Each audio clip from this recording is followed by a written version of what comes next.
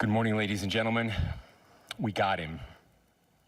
On the evening of September 11th, a family member of Tyler Robinson reached out to a family friend who contacted the Washington County Sheriff's Office with information that Robinson had confessed to them or implied that he had committed the incident. This information was relayed to the Utah County Sheriff's Office and scene investigators at Utah Valley University.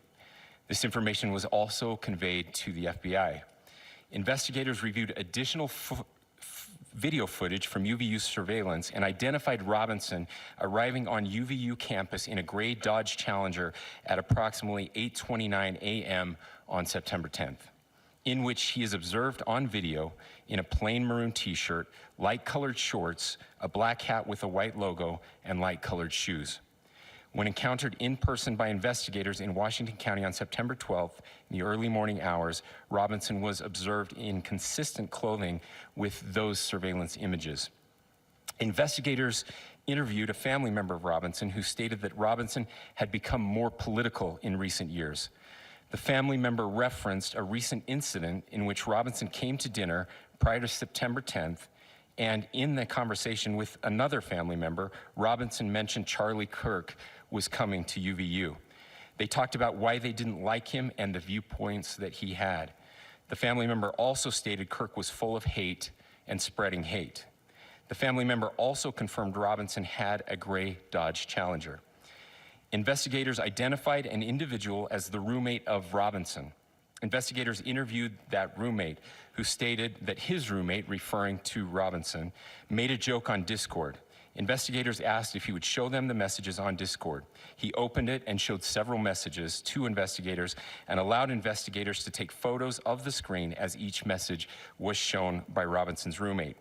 These photos consisted of various messages, including content of messages between the phone contact named Tyler with an emoji icon and Robinson's roommate's device. The content of these messages included messages affiliated with the contact Tyler, stating a need to retrieve a rifle from a drop point, leaving the rifle in a bush, messages related to visually watching the area where a rifle was left, and a message referring to having left the rifle wrapped in a towel. The messages also refer to engraving bullets and a mention of a scope and the rifle being unique. Messages from the contact Tyler also mentioned that he had changed outfits. I know there has been speculation as well as to the writing on those casings, those bullet casings, and I believe we have that as well. And I will share that with you now. So the area north of Campus Drive Road where the suspect crossed over, you saw some of that in the video that we released last night, consists of a grassy area with trees on the edge of the UVU campus. Investigators discovered a bolt-action rifle wrapped in a dark-colored towel. The rifle was determined to be a Mauser Model 98 30-06 caliber bolt-action rifle. The rifle had a scope mounted on top of it. Investigators noted inscriptions that had been engraved on casings found with the rifle. Inscriptions on a fired casing read, "Notices, bulges, capital O-W-O, what's this, question mark." Inscriptions on the 3 unfired casings read, "Hey fascist, exclamation point, catch, exclamation point." Up arrow symbol, right arrow and symbol, and 3 down arrow symbols.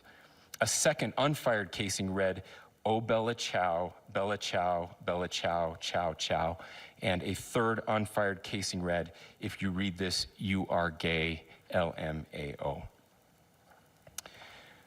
We are indebted to law enforcement across the state who has worked seamlessly together, local law enforcement, state law enforcement, and our federal partners with the Federal Bureau of Investigation. We're grateful for everyone who worked together in such a short amount of time to find this person and to bring justice. I want to thank the public who has been so engaged, reviewing videos, helping us with sending in tips, and helping us get to this point.